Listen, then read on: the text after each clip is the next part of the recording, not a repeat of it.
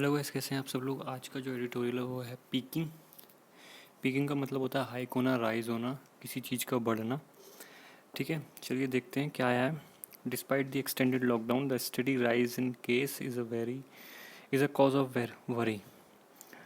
साफ साफ बोला जा रहा है कि हम लॉकडाउन को एक्सटेंड कर रहे हैं, लेकिन तब भी जो केसेस हैं वो बढ़ते जा रहे हैं। ये एक चिंता का विषय है, चिंता वाली बात है। ऑब्वियसली सी बात है, लॉकडाउन 4.0 चल रहा है लेकिन तब भी केसेस में कोई कमी नहीं है। तो इट मीन्स ये है कि कहीं ना कहीं तक हमने या तो सही से लॉकडाउन का पालन नहीं करा, या फिर हम जो है जो मेजर्स जो स्टेप्स लेने चाहिए थे लॉकडाउन में वो लिए तो वो फेल हो गए। पढ़ते हैं क्या है। In 106 days since the first laboratory confirmed novel coronavirus case was reported on January 30, India surpassed China tally 84,038. It means जो है 106 दिन हो गए जब जब इंडिया ने 30 जनवरी को पहला केस रजिस्टर्ड करा था, पहला केस बताया था, रिपोर्ट करा था कोरोना का इंडिया में। तो इंडिया जो है सरपास का मतलब होता है पीछे छोड़ चुका है चाइना टैली को एक्टिव पॉजिटिव केस में। ठीक है, as many as on May 15, India had over 85,500 cases and the death toll stood at 2752 against the 4633 in China. India 15 मई को इंडिया में 85,500 केस रजिस्टर्ड थे, मतलब थे, और डेथ थी 2752 डेथ हो चुकी थी। अगर चाइना को देखें तो चाइना में 4633 डेथ हुई थी। ठीक है, there are only 10 other countries that have more cases than India.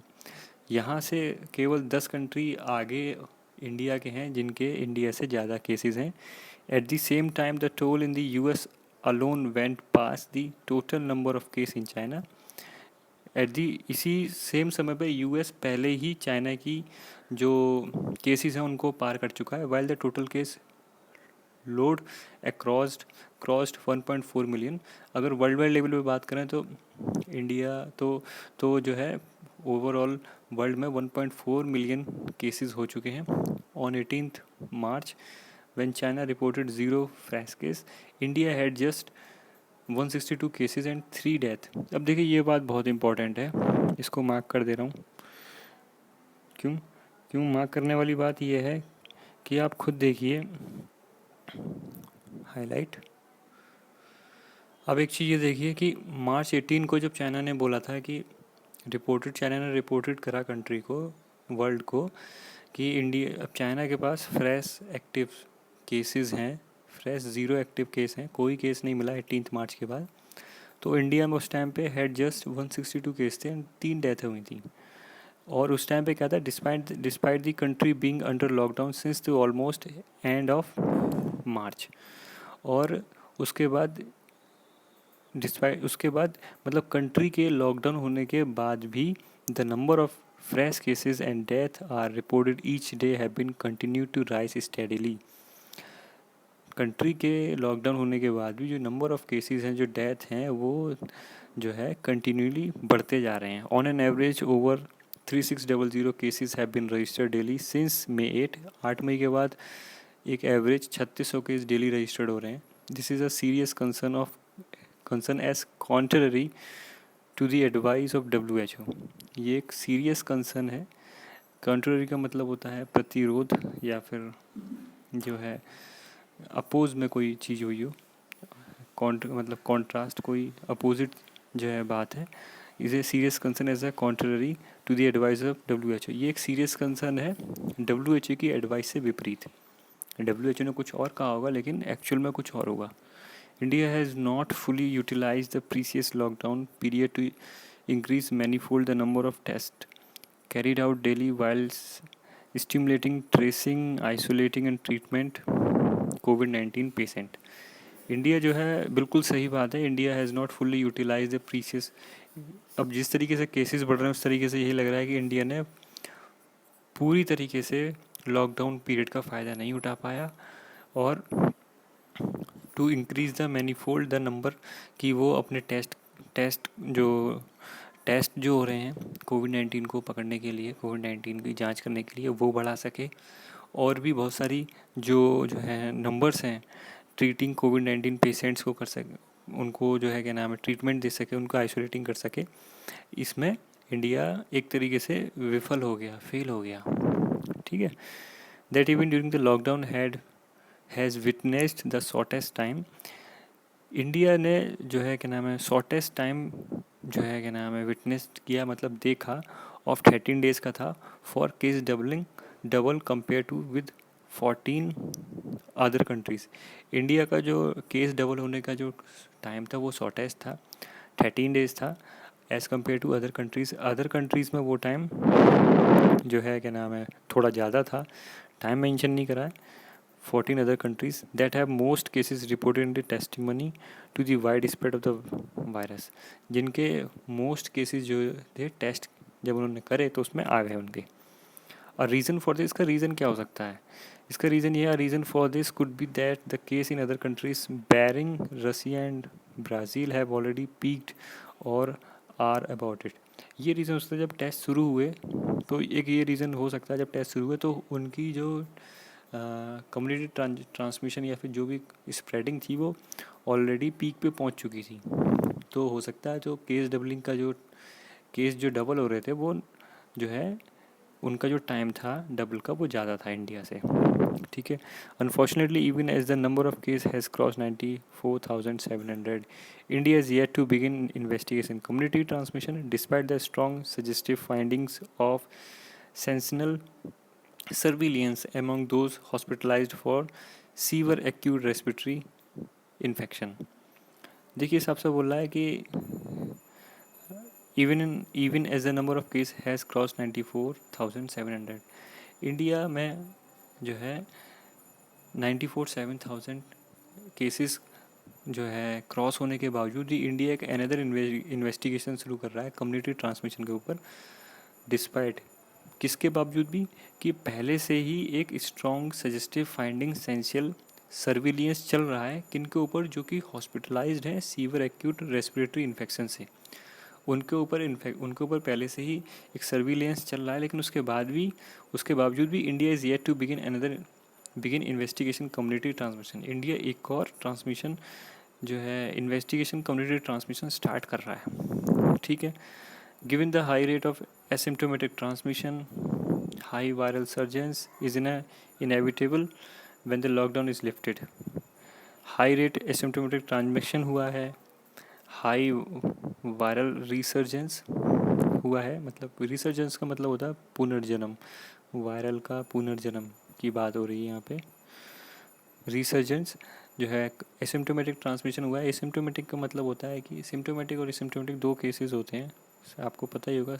Asymptomatic में मैनुअली नहीं पता चल पाता कि इस बंदे को कोरोना है जो है despite the test has been performed, जब तक जो है टेस्ट परफॉर्म ना हो जाए।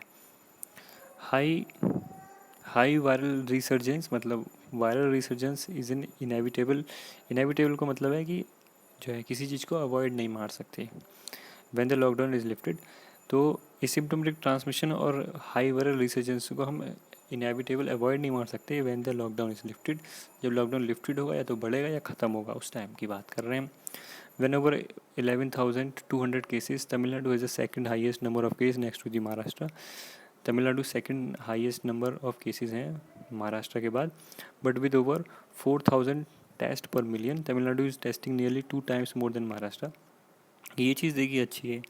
तमिलनाडु जो तमिलनाडु है वो उसकी जो टेस्ट करने की जो स्पीड है वो डबल है महाराष्ट्र से। It is not the states that report more cases that is cause for concern.